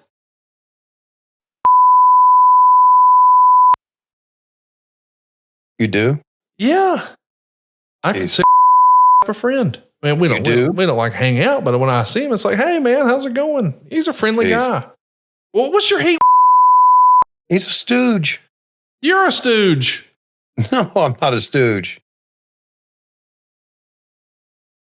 You're telling me you don't run tattle? Nope. Good for you. I'm proud of you. Bobby Heenan said you were a stooge. Bobby Heenan said you were a Johnny Run Tell It. Well, you know what about Bobby Heenan? What's that, Tony? Oh, wow. Wow. Wow. All righty. I don't know how we'll beat that. Let's try to bring some levity to the program here. Okay. We mentioned earlier. Well, you're the one that started bringing up the Stooges. You said was a stooge. He is. Okay. What should he do instead? What would you prefer that did instead of what he does? Working at the car wash. Oh, so just don't cover wrestling at all. Working at the car wash, baby. Do you think that wrestling would be better if there was no wrestling media? Ow. Holy shit. He nailed his ass, didn't he? Oh, do they show replays? They got to show that one. They got to show that one. Apparently they don't. He killed him. I wonder if this is when Ricochet in real life was with Tessa Blanchard. I think it is. I know he was with Tessa when he was in MLW. I know that. Yeah. What's left of Ricochet is with Tessa Blanchard. Oh, God. You know, these headshots are taboo now, as well they should be. Yeah. Is that really the way you say that? Taboo? Taboo. I say taboo. Am I saying it wrong? Taboo. You're the professional orator. I'm just a hillbilly. No, I'm not. I'm not a professional orator. I'm a wrestling announcer. Why do you want to work at the fucking car wash? Oh, let's move on. Okay. Let's move on. Let's move on and talk about something fun. I promised it. Here it is. Here's Blue Demon getting ready for one of his movies. You ready for this? Wow. I don't know why that tickles me, but it does. It feels like one of those ninja movies again, doesn't it? It does. And it looks the way he's looking right there. See those eyes, that serious look he's trying to portray? Yes. It's almost as if under the mask he's saying, "Ooh, why am I wearing this mask? It's so hot."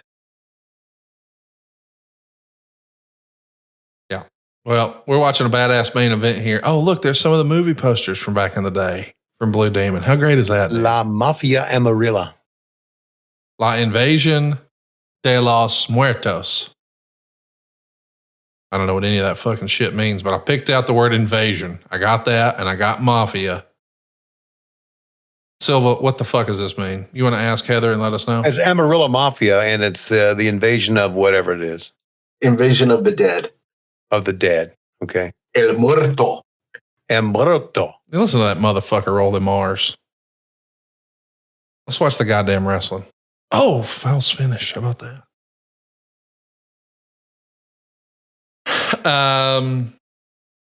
Isaac Griston has a good idea. Maybe we should go over what a stooge actually is. Maybe even make a stooge list. What is a stooge, Tony, in your vernacular? I don't know. We call each other stooge in the backstage area all the time. Is a snitch. I guess that's what it would be. Okay. Johnny, Would run run tell the- it. Yeah, would run to the ball and say, oh, by the way, here's what so-and-so said about you. Which there's a lot of people who probably are like that, you know, go to the boss and stooge off what people say and things like that. But it's not seen as a very flattering type. It's not a compliment. No. No, it's not. Coach Rosie is tired of having all of his vertebrae intact. And he wants to know, is Taz a stooge? No, he's not a stooge. Not even close. Coach Keith Morrison wants to know, what is Disco Inferno? An idiot. Okay. Hey, did you see last week Dave Meltzer went on Conan's podcast, Keeping It 100, and he requested that Disco Inferno not be a part of the broadcast? Did he really? Yeah. So it was Wow. Conan, JoJo Feeney, and Dave Meltzer, and Conan asked him, why don't you want Disco on the show? And Dave answered. What did he say? He said, hey, he said something after Triple H had an interview with Logan Paul, and Disco was saying, hey, everything that Triple H is saying, that's the reason WWE's where it is, and nobody should listen to Dave Meltzer. And Meltzer was like, hey, all Triple H was saying is the same shit I've been putting in the newsletters for 30 years. Mm-hmm. If he would have apologized to me, it would have been fine, but he didn't. So I'm not going to be on a show with him. Something like that. That is so cool. I don't know if you saw this, but a week ago, maybe 10 days ago now, I put together a live YouTube with Eric Bischoff where we talked about the Mr. McMahon documentary, and we had Wade Keller on as a guest. Oh. And we had a lot of group texts about it, but I forgot until right before we went live that Eric was not on any of those group texts. So he did not know that Wade Keller was the guest until Wade Keller was on camera. Whoops. Because, there's 5 people on the group chat. I'm just assuming that he's there, but he's not. And so, but anyway, they got along fabulously. So how about that? We all the back and forth, no big deal. Yeah, Wade Keller's a good guy. Great guy. Yeah, he is. I have a lot of time for him. And I have a lot of time for Meltzer. I know think Eric doesn't. Eric is not a Meltzer guy. No, that's for sure. But I think if those guys, and I've said this to Eric for years, hey, if we could get everybody together, we were at the bar having drinks and you guys were just sharing a couple of beers, it'd be fun. You'd get a lot. Like the human being Dave Meltzer is great. You may not like his work, you may not like what he writes, but like meeting and hanging out with Dave is great. Yeah. But I don't really hang out at the bar Anymore. You did. Yeah, back in the old days. You used to have fun with Once Upon a Time, you and Britt Baker, DMD, and Rebel. Y'all were having fun making towns. And then you grew up. Yeah. Got old. I think got old is also the term. Well, they added a second show. And so now it was like, instead of, I have one travel day, now I have 4. So Yeah. it's a lot. Yeah, that's a good point. But also, I hope it's not coming across on TV, but I am slowing down. I think everybody is. Oh man, power bomb right through. And the reason I'm saying I'm slowing down is that when I have a weekend off, and I really don't have a weekend off because we work on, let's say we record the Collision on a Thursday, then we'll work on it on Friday and Saturday. So, and I don't really sit in front of my computer the entire time, but I'm on call. You're not just not traveling. You're not on site. Right. So, but when I have like for instance, on Saturday, I was fucking dead. I slept. I got a call from Nashville. Need you to do some repairs. I got up quickly, warmed my voice up, and started some work. Did them. Went back to sleep. I'm not saying this to be funny. I'm legitimately asking. How do you warm your voice up? Oh, glad you asked.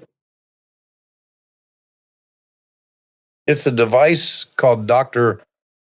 I saw you do this at AEW once. Okay. Right. Yeah, Dr. Vokes. See that? Chris Jericho told me about it.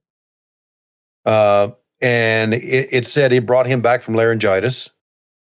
Singers use it. Many rock singers use it. You put water in here. You make noise. So it's a water bong. Well, yeah, I'm sure a degenerate like you would call it that, but it would be, and the sound that you make bubbles through, and the sound waves come back and massage your vocal cords. Wow. Yeah, and if you put hot water in it, then you can inhale here and get steam onto your vocal cords as well. Not saying this to be funny, but I see the contraption you have in front of you. Couldn't you just go through the drive-thru at McDonald's and ask for a large and a straw, and you're good to go? Yes. Wow. I went to my voice doctor, my voice coach that I have at the Emory Voice Center here. Great guys. And I told him about this, and he said, "Oh yeah, he said it's legit." He said a scientist invented this who's much, much smarter than all of us here. And he says, and if you don't have this, you can always just take a straw and put it in a cup and blow water in it that way. So, but I've got one here at the house and one I keep on the road. And I'm telling you, it makes a difference. It has really turned my life around. Wow. As my voice, it has. It's unbelievable what it's done for me. DJ Turnip's on to you, and he says, "Tony's lying. He finna get high." Yeah, and that's what all the wrestlers say. Oh, when they see you walking around with it. Hey, let me have a hit, Tony. And when one of them, when I'll be doing this, they'll say, "Oh, you walking around with a bong?" You know what my response is? What? Well, you're as stupid as DJ Turnup. Oh, wow. Yeah, that was hurtful. Isaac Riston has a question about how the sausage is made. He wants to know, Tony, can you do voiceovers from home? Like, do you have a duplicate headset at your house so you can punch in anything you missed? Yep. Here's the duplicate headset right there. And I have which is what I use here. And this is a brand new one, and I've discovered the old one is better. And this is what I'm broadcasting on right here now. Oh, the Roadcaster. I have the brand new Roadcaster Pro, and that's what I broadcast on. And that's what I use for my, and I'm having, do you have this version of the Roadcaster? I've got that one at the beach. I don't like it as much as the one before. I don't either. I do not either. Matter of fact, I'm thinking about just saying, fuck it. Just using the USB? Using the old one, yeah. You know, we got to do more of this bullshit. You know, we got all these pre-programmed bullshits. Yeah, wait a minute. Let's see what I got here. I got nothing. Did you hear that? I did that. Oh, you did? Did you hear that? I heard that. That's you. Yeah, so they got a soundboard on here. Coach Rosie, I do have a Pelican case. Fans are going wild. I am a broadcast professional. Well, there you go. Mil Moretes. Hey, what does that mean? Does that mean 1 million dead people? What does that mean, Silva? The dead. He's like The Walking Dead. Okay, so The Walking Dead just beat the Puma Kid. Okay. Who we know is Ricochet. Hey, by the way, we're only like a week removed now from the rematch that everybody was jazzed up to see. We didn't even talk about it today, Tony, as the credits are getting ready to roll here. What'd you think of Ricochet Will Ospreay, the rematch? Just two of the more sensational performers that you can ever see. Yes. I mean, really, they've kind of redefined everything. Who's this coming out here with the mask? My. What is going on here? I wasn't ready for this. And I'm so glad that Takeshita is part of this three-way because he's great too. So that lady who was on the outside, her name is Katrina, and that was the lick of death she did on Puma, and these are the disciples of death. Wow. I like this. The lick of death. Was that something you'd sign up for, the lick of death? Oh, there's something still going on here. How about that? Did you grab the money? Go on, move. We have to leave now.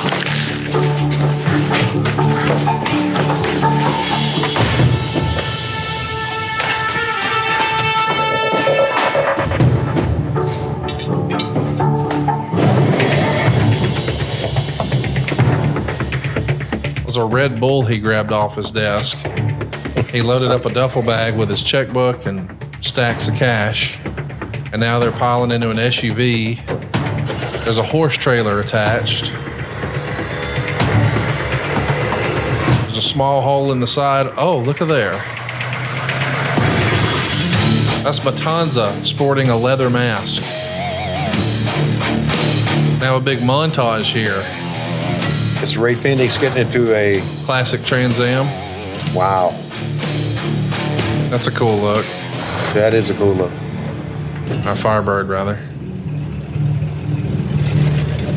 Aaron Sheen says, is this wrestling or a movie? Aaron, I think that's why I like it so much. It's different than, but it does feel like something that could be on FX. You think I'm some kind of joke? That's Marty the Moth. Well, you won't be laughing when you meet my sister. That's Sexy Star. Don't let her put you in an armbar.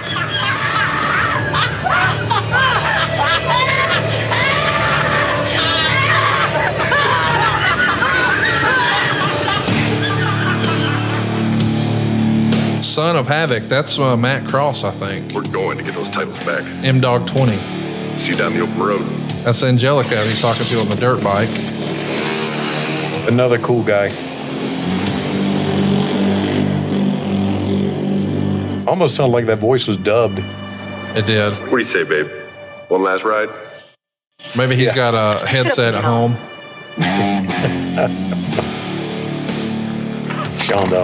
Down. That's Ivelisse, who had a cup of coffee in WWE, or AEW rather.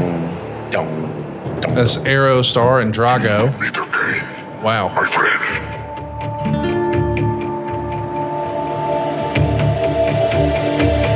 Now that is something out of a horror show.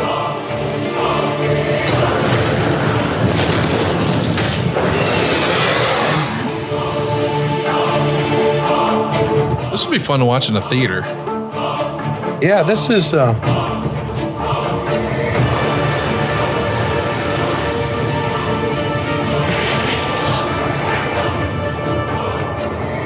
there's Pentagon again. Asking Vampiro where we're going. We're going to Mass, celebrate Mass at 10:30 in the morning.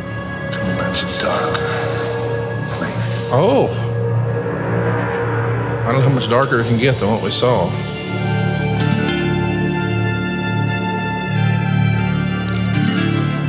So here's a guy in a mask and a hoodie, spray painting. A question mark on Lucha Underground. Yeah. What's next?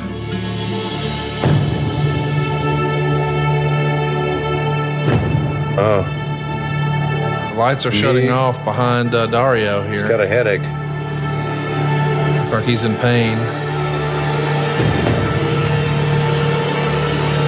Oh, now he's red. Old Dario might be the damn devil himself.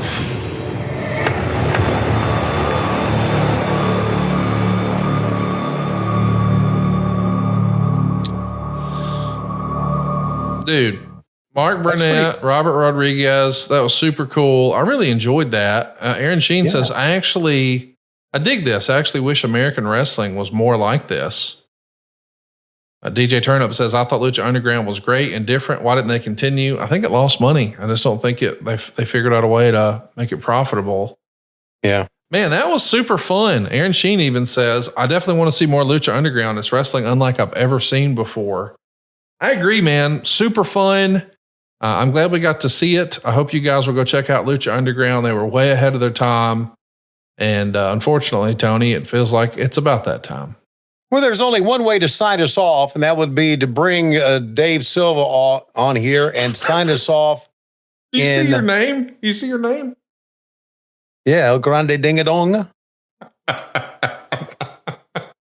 To bring Dave Silva on to sign us off in Spanish. Dave, please go ahead. And of course, he's muted. My God. Yeah. What happened when Contori Schiavone and Conrad Thompson? We'll see you next time at WW Mondays on Patron. But every week, I wish we won on Patron, patreon.com/WHW Monday, of course, adfreeshows.com. See.